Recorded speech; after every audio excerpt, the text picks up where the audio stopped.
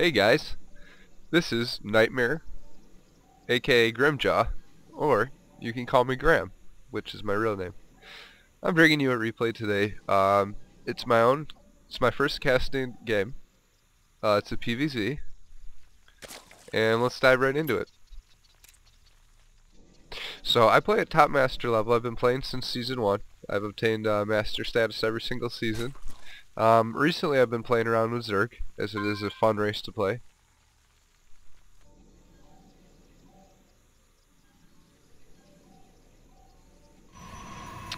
Alright, in PvZ, one of the key things you always want to do is you want to wall off pretty fast. Lately Zergs have been playing really greedy, where they get a fast third base in a late spawning pool. So we'll see what he does this game. But usually I know that Zergs aren't going to 6-pool, so you can scout early or you can scout late. It's not a big issue right now. Of course, I'll say this, and then the 6-pool will come in and kill me. No, I'm just kidding.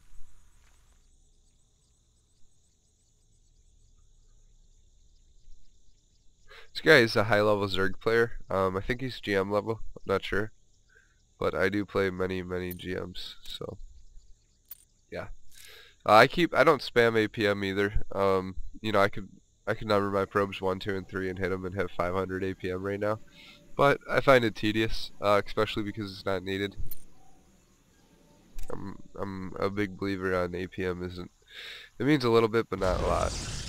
Alright, now first off, I see him coming in, so what do?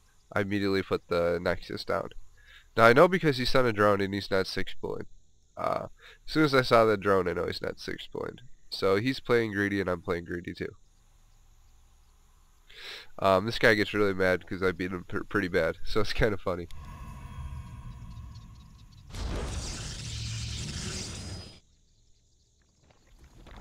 Alright, I scout around his base, I see everything, and I go ahead and block it. Now when you're doing this block, you want to get your 3 pylons down just like that, and basically you slow him down a little bit. This isn't a finishing move, this isn't to win the game or anything, it's just he's playing super greedy, so you can shut him down.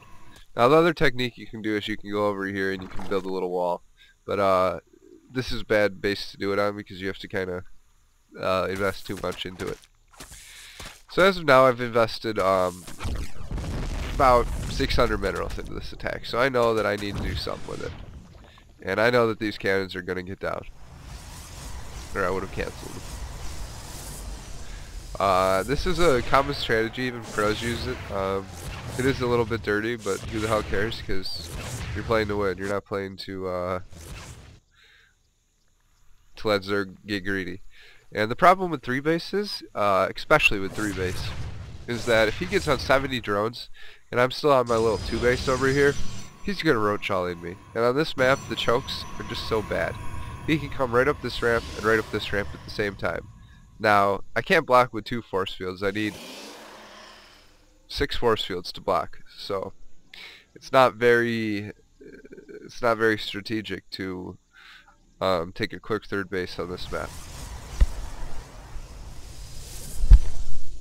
Now, another thing you want to do is sending zealots to go attack. I usually get 2 barracks, 1 or 2 barracks, chrono a couple of zealots out, go send him down to his third base. Especially because I have a block like this.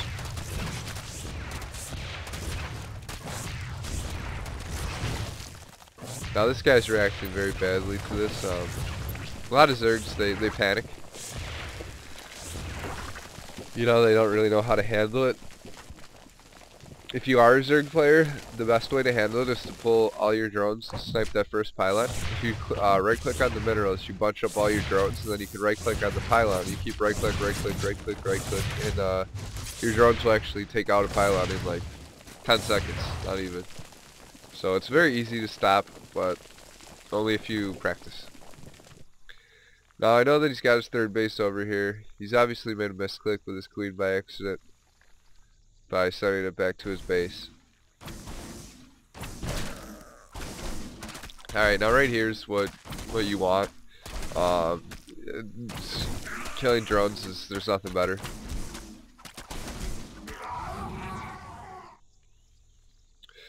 So that was completely worthwhile in my opinion. See, the minerals lost. He's lost 456. I've only lost 287 right now. So I am doing very good. And I also got a free queen kill. So basically right now I'm just holding him on the 2 bases. I know that I've slowed down his tech, but I also realize that I have to speed up my tech.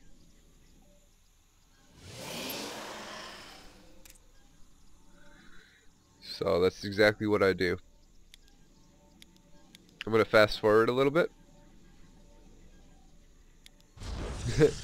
I always do. I always troll a little bit. Not hard though. I'm not bad man or anything. It's just, if they start with me, I'll make a few comments. Just like that. Which I mean, like, you know, for a minute, let's see. He's very pissed off right now because he knows that he's in a very bad position. But if I let him get that 3rd base up and I just stayed on my base, what can I do? Maybe a Phoenix Harass, maybe Blink Stalkers, but 9 times out of 10, he's going to have his creep spread all the way out to here, and he's going to own you. So you got to shut down the 3rd base. The other strategy would be to do an all-in on his 3rd, take out his 3rd, and then move back home.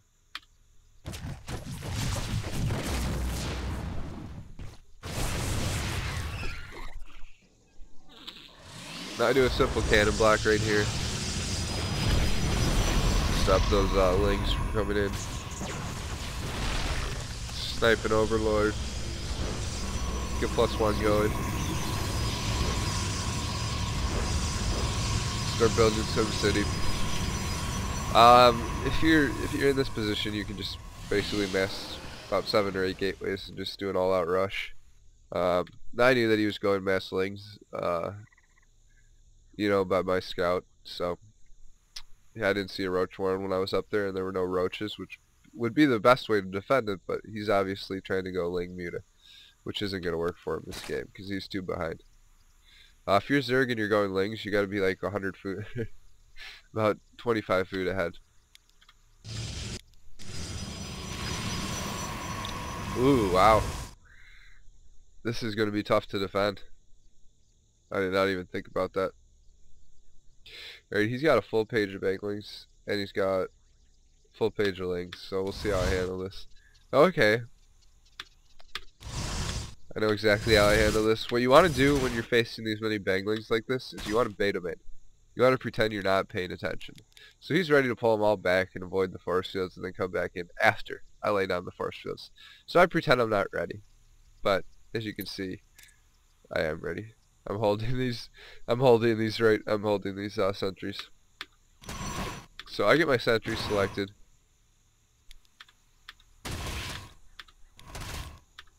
And bam, 1 force field there, 1 force field here, and then 1 there. Oh, looks like I got the 3rd force field really slow. But I successfully defended it. That's all I needed to do. Force fields are very overpowered versus Banglings Zerg, but I think Protest needs a few overpowered spells / units because we are the weakest link right now. You've seen the results at MLG. It was all Protest and Zerg, and it was very disheartening to us Protesters, especially seeing Rain lose versus Life. Rain basically outplayed Life the whole game, and Life showed us how to abuse Zerg to win. So, yeah. Now when I'm casting replays, I like doing the everyone perspective, so we can take a look at his base too, see what he's doing. Alright, he's got his 2nd base up right now, but he's still pumping out lings. I can see that he's very disheartened by this. So I put up the Dark Templar Shrine. This is just cheese to the candy. Cheese to the cheese factory. Basically, Dark Templars, he's not going to be able to do anything against. Even this army, he's not going to be able to do anything against. So he's trying to run in. He notices that the rocks are still blocked. He's pissed off.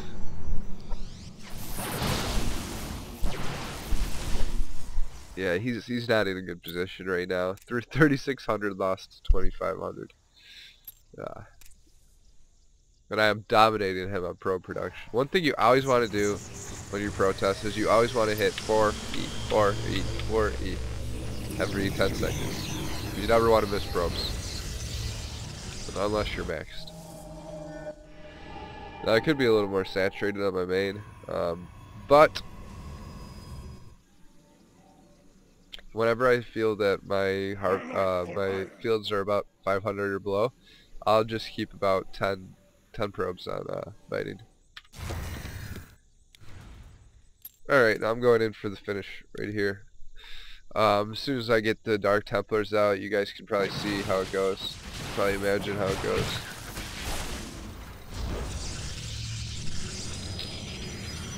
Oh man, I got a nasty cold. Alright, so just sniping off his eyes so he can't see. If I were him, I would have just stayed on 2 base and mass wing and infester. If he had some infester, he might have been able to do something, but wing and bagling, nah.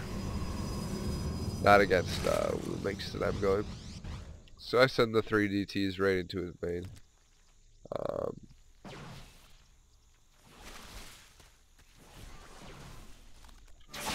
Yeah, and I lead with the DTs on my attack. So basically right here is where I pull ahead.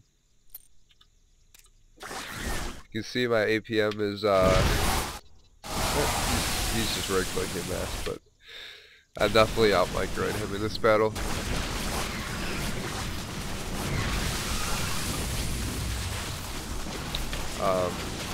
But the main thing I'm doing right now is killing his base.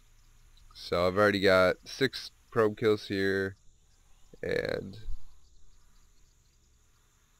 oh, yeah, well it's still going. Now I'm gonna take out his lair. DTs are basically an instant win, especially when you got the Zerg pressured like this. Just divide the DTs into 3 different bases, or attack and then send the DTs into his main, like I just did there. The Zergs get very distracted and cannot concentrate well, so it really messes them up. Now I know the sniping this base is not going to allow him any more tech, which he's probably going for Broodlords. No, he actually does save it. But yeah, I've already been busy down here. I just 13 kills, 14. Also, I do apologize again, guys. This is my first ever YouTube video, and I am sick with the flu. This is more of a test video, but I will be uploading lots of Dota 2, lots of Starcraft 2, some game walkthroughs. I have big plans for YouTube, and I feel that I can cast games pretty successfully. Desro.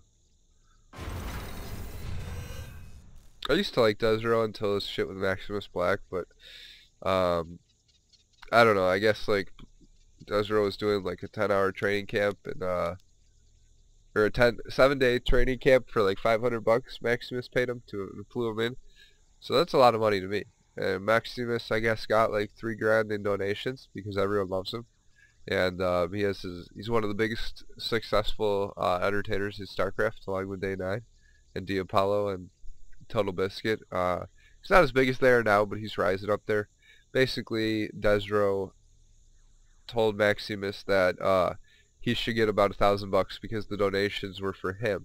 When they weren't for him, they were for Maximus. But that's a long story, and that's a story for another time. But just in case you're wondering where that drama went, I did do a little bit of research because I am friends with Maximus. So he let me know what was going on. Alright, now, finish up this game. It's basically already over. As I said, I'm more like seeing how big of a AV file I can do. You know, he's trying to hold down, but the income's just not there. I got double his income going. I got a big army of stalkers. I'm just fooling around with Blink right now.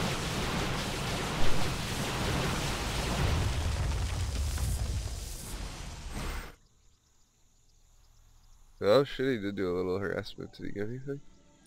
Nope. You got like 2.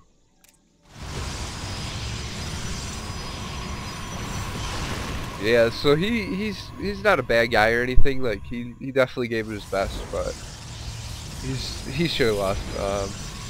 I don't like playing games behind. I don't think anyone does. I'm pretty sure he goes offline right after this game too. Now right here is icing on the cake, as I said. So I'm using my awesome Blink Micro. My APM is very high. As I said, I'm an ex-Warcraft 3 player. I played on Tech 9 under the tag. I mainly used Into the Sky, Nightmare. Was never a real known player, but I did play alongside Cowie, Axlab, Strike Crow, some more known players.